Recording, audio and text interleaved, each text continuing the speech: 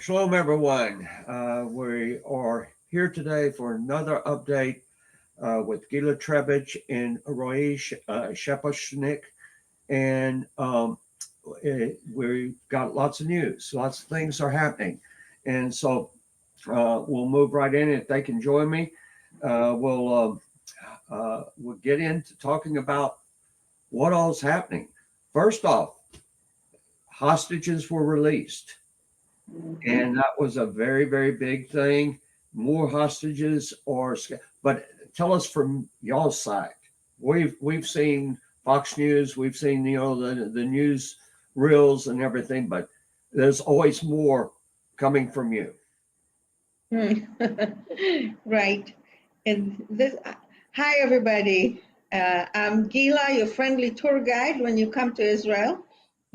I hope you come soon. I hope to see America. Oh, by the way, very important, Delta is coming back to Israel in April. Good. So we hope that's the swallow, the first one, and then it'll bring all the other American airlines as well. But it's something that's very special to Israel because we are such a small country. Evidently, obviously, when they're hostages, I mean, I remember when the hostages came back from Iran, it obviously is a national celebration. So the impact is very big in Israel because it's such a small country. And one way or the other, you're always close to someone that knows it. And it really became an absolutely national holiday. People didn't do nothing but glued to the TV to watch the hostages being taken to the Red Cross, and then from the Red Cross to the cars that brought them to the Israeli side, where a group of soldiers are waiting for them, mostly women, to greet them, and then took them to the choppers that brought them to the hospital in Tel HaShomer that was prepared for them and made special preparation. Unfortunately, we have experience in that now. So they prepare good environments for them, and they're ready to greet them. At the landing pad where the choppers were waiting, the mothers of the hostages were waiting. They're the only ones that could see them. Then in the hospitals, after a little while, they saw their family members. And a day after, they already saw their friends. So it was really extremely exciting. It was very, very exciting. They came back in good shape. They seemed in good spirits. And to add to what Gilla just said, 24 hours before, our brigade, 188 Brigade, managed to search and rescue Oron Shaul body. You all remember Oron Shaul got killed 10 years ago at Tzuk Eitan military operation, and his body was kidnapped by the Hamas. The 188 Brigade, together with the Israeli Shayetet, our Navy SEALs, managed to identify. And Golani. Okay. It's very important because the Oron Shaul was Golani. True. But the 51 battalion was a part of the 188 Brigade from the same operation, and they've managed to bring him back. And you all need to understand, this is something that is really important. I mean, it's one of the most important things that we never, ever leave our people behind. I mean, 10 years after, it was one of our important mission to go out and to search, rescue, and bringing him back into a proper ceremony and to make sure that he's resting in peace. Unfortunately, right next to his father, who died away from a broken heart. if I may say so. Yeah. His mother said she was of course in tears, but she said that she did not believe anymore Yeah, that she'll be able to bring her son to burial. Yeah. true. And she was so grateful that she could do that. And beside of that, all of the eyes are looking very eagerly towards Saturday, where we supposed to get one more civilian female that needs to get released, and another 3 soldiers, and we are waiting to get the names. It's supposed to happen tomorrow by 4 o'clock in the afternoon. So, you can actually feel the tension. It's like it's something there. Everybody's talking about it. Everybody's high alert on it. And it's going to be a very tense weekend. You know, Mm. the inauguration of President Trump, he Yeah. had the families of hostages. A number of these hostages have dual citizenship and are not Right. only Israeli citizens but American citizens. And while the previous administration, we never saw where it was being openly discussed. It was being put before the people that American citizens are being held hostage by Hamas. And I pray that that America will be able to be more active um, in the process of returning all the hostages and all the bodies. Um, so Amen. yeah, Amen. Amen yeah, to that. that was Yeah. one thing that I really appreciated about the inauguration. And so, Yeah. uh, well, now, right now in Gaza, there's no fighting, right? Right. There is mainly movement of the citizen from the south back to the north side of Gaza, Uh-huh. Mm-hmm. where I have to tell you that we see a major break of trust between the citizen to the Hamas. People are coming out from their shelters, people are coming back to their homes. They see that they don't have much left behind because of Hamas activity. There is no fighting at this stage, even though there was a rumor that Israel shot down in Rafah 2 terrorists, but based on our sources, it's a complete nonsense. And we are waiting. There is more than 250 trucks a day, which is 100 trucks more than every day, that are coming in with humanitarian aid.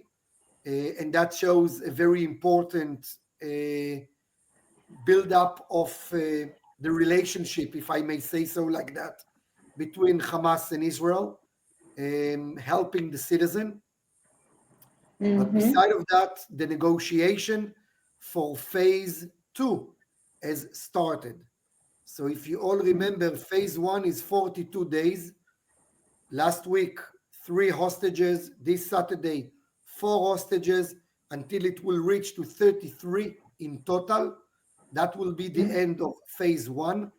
And the negotiation of phase 2, which are talking about a complete ceasefire, a withdraw from Gaza, also from the perimeter area, which is about 1 kilometer in the Gaza line, and retrieve the land back to the Palestinian.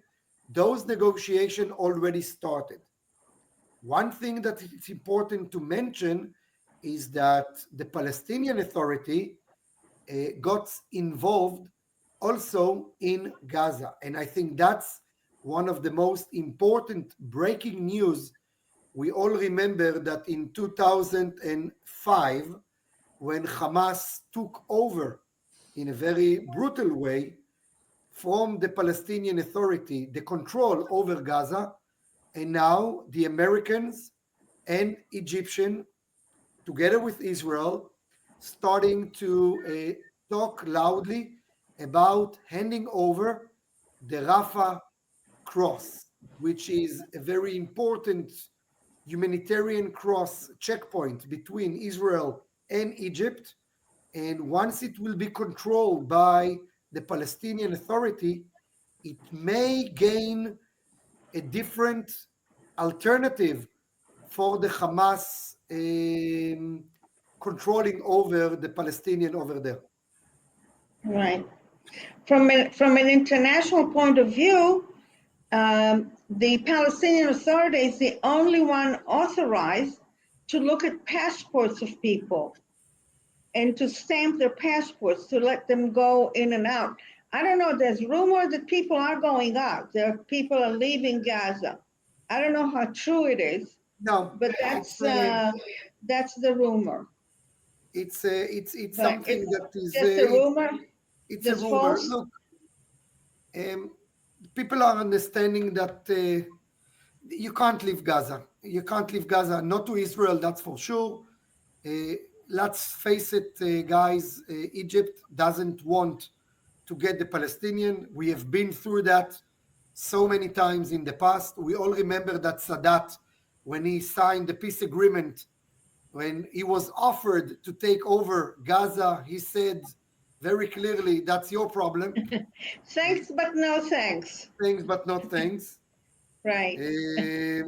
But Well, President Trump had a great solution. He said he was going to ship them off to Indonesia. true, I heard about that. That's Yeah, a good we idea. heard it here too. Yeah. Yeah. Okay. Well, let me ask.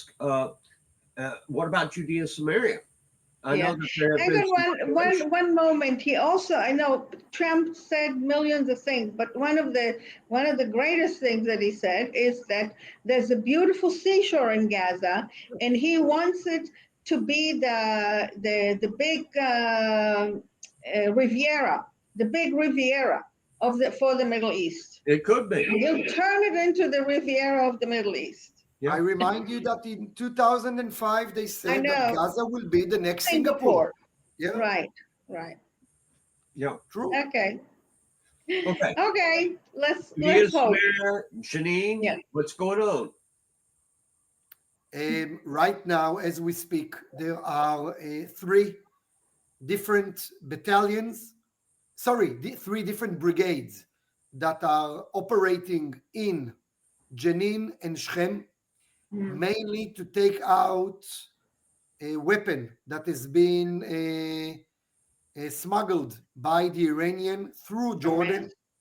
I must remind you all, we spoke about it so much in the past, that the Jordanian border is completely open for smuggling, not only for weapon, but also for drugs and some other uses.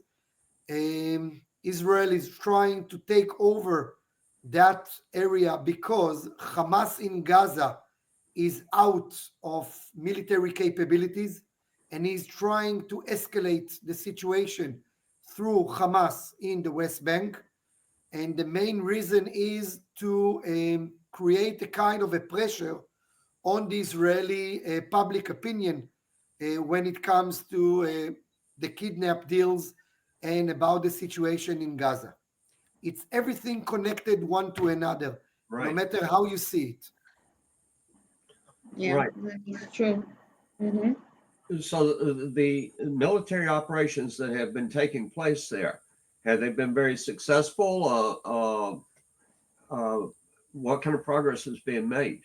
So far, it's going very well. Even though, unfortunately, we have lost a soldier from the reserve 5 days ago, it goes very well. I have to tell you that Israel this time is using things that they haven't used in the past, mainly using the Air Force, helicopters, UAVs. Those are things that we haven't been used in the West Bank in the past. The reason we are using it today is mainly thanks to a very good and detailed intel that we have, and of course, to save life. We are entering in and out of Jenin on a daily basis. We are going into a very chirurgic steps into places that we want to be and to get much more control. But I'm afraid that it's something that will last for more than a week or a month. The situation in the West Bank is more complicated, and we are witnessing for kinds of weapons that the Hamas has that they are a game changer for us.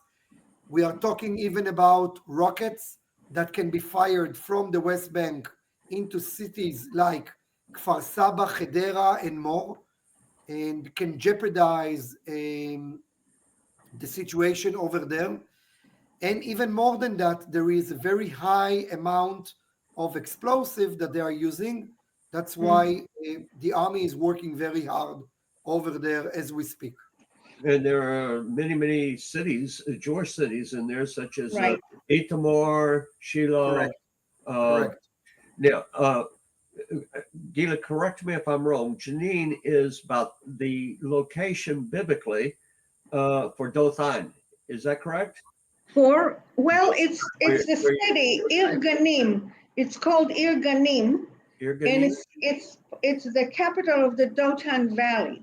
Yes. Okay. So it's in that Yeah. valley. So just to get Right. It's the big, the big there. to take to his brothers. That's where he was. That's Yes, right. correct. That's You know, Yeah. the funny part, the 188 Brigade fought at the Dothan Valley at 1967. Yes. It's 6-day war. And, you know, it's been so much time that afterwards, and look what's going on. History repeats itself all the time. It's Over amazing. and over. Over Yeah. and over. That's not what's happened before will happen again. Okay. Yes. How about Lebanon, Hezbollah? Everything nice there? That's a very good question, Joe. So, great. yeah.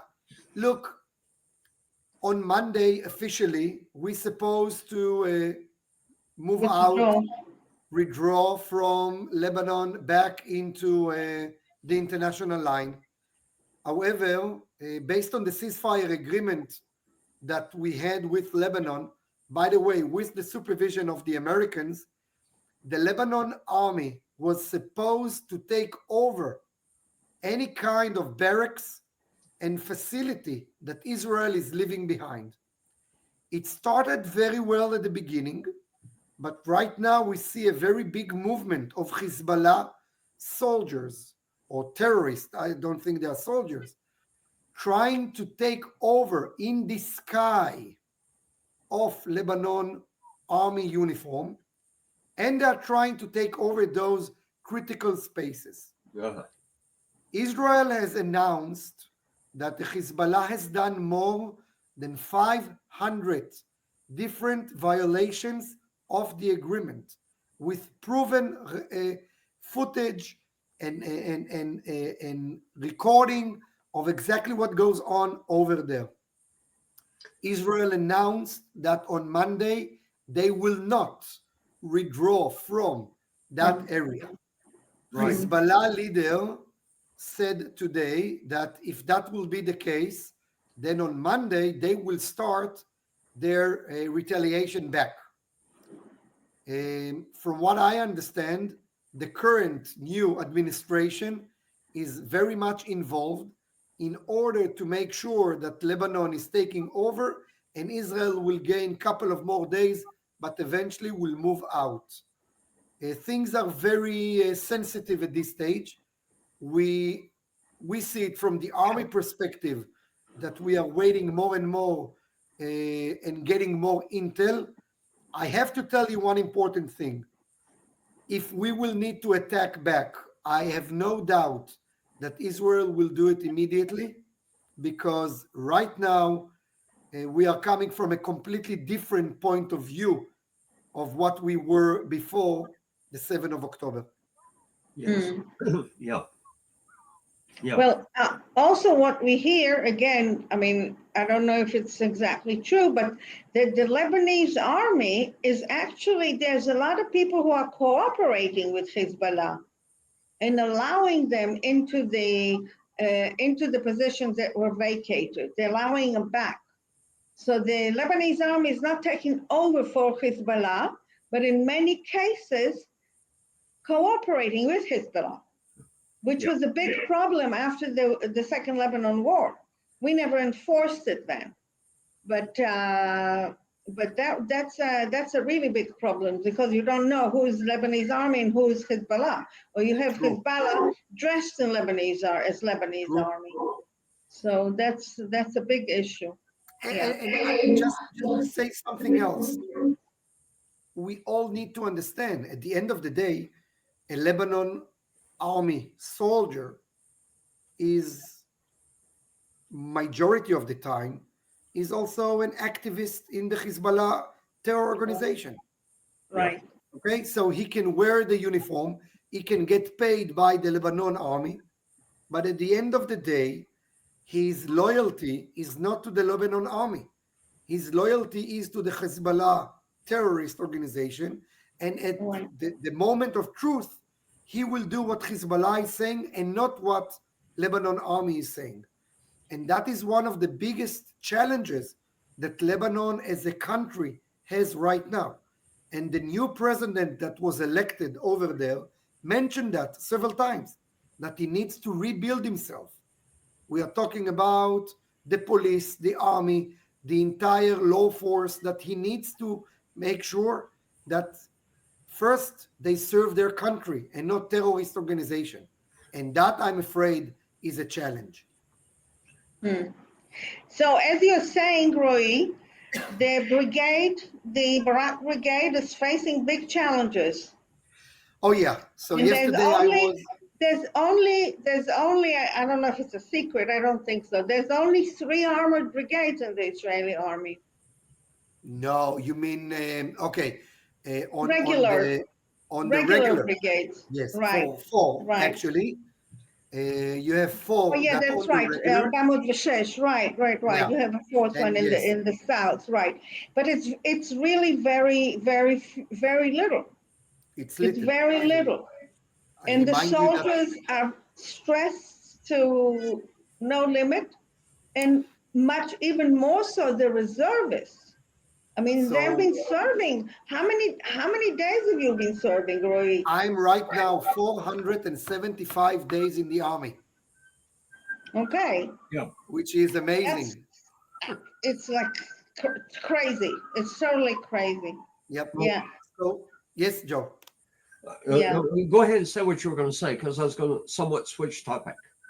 I just want to tell you based on what Gilla just mentioned. So the brigade is outside of the majority of the conflict areas. We are working on the tanks, but mainly we are working on the people. We are investing a lot of time, psychologists, to talk, making sure that our soldiers are not keeping it inside. And we are trying to fight future PTSD. We are trying to make sure that people are opening their heart and making sure that they understand that everybody is around them. I've showed them the videos of our previous discussions, so they know that you're supporting them, which is amazing, by the way. But yes, we are working very hard, and I know that we are ready. This week that we have been out is a very important week. People Right. are. So we need the support. We need the We have to support. get your support. Yeah, That's important. we need first of all to know that you're behind us, and any help is, I mean, like your help has been an outpour of love beyond Absolutely. imagination. And we just really need to know that you're behind us. Along Yeah. those lines, if you want to make a donation, and this donation is going to go directly to addressing an equivalent problem in the Barak Brigade in the 188th. And so you can go to JerusalemTempleStudy.com /David Fund. And It'll come up and you can make a donation, whatever you want. And it will, all of that will go to the Barak Brigade. Okay. Or you can scan the code up in the right hand corner. And all the donations, we get them over there as fast. We let it accumulate, and then we get it over there. And since October 7th, I know we're well over $200,000 that we have raised. Now, real quick, I know that people are going to want y'all's perspective. The election, we now have President Trump. We have moved away from the left, and we have major things that are going. How do you see this affecting the situation there in the Middle East and Israel in particular? Personally, I think it's a great news and a great opportunity for us, because all of a sudden it puts everything in the right context. Feeling the support that we got from President Trump, feeling the support that we get from the United States is something that was with a small question mark behind before. We feel that there is a very serious attention to strengthen Israel with the Arab nations around us. There is serious discussions about the normalization with Saudi Arabia. There is serious discussion about taking the Abraham Accords agreements and to take it one step forward. Those are things that completely left behind for years. All of a sudden, it's come back to on the table. And it gives hope, because, normally after a war, you want to see blossom. And this is definitely small signs of prosperity and blossom that we all really, really eager to achieve. And I hope that the President Trump will keep on doing what he's doing. I have to tell you that I have no doubt that the hostage agreement is 100% with the main support that President Trump did on Benjamin Netanyahu. I know it's his doing. It's his doing. It's President Trump's doing. Absolutely. Yes. So I think it's important to see it. I just hope that your prayers back in the States, together with your support, will lead us right now, 475 days after the 7th of October, will bring us into a completely different time, into a different situation. I am fed up of wars. No question about that. Well, don't be fed up. It's not over yet. We're starting to deal. We're starting to deal with our terrorist problem here. We're starting to deal with the anti-Semitic and the pro-Hamas, pro-Hezbollah rallies and so forth. But we've run out of time. Once again, everyone, thank you. And please pray about making a contribution, and it will be greatly, greatly appreciated. We love you. Thank you very much. Shalom.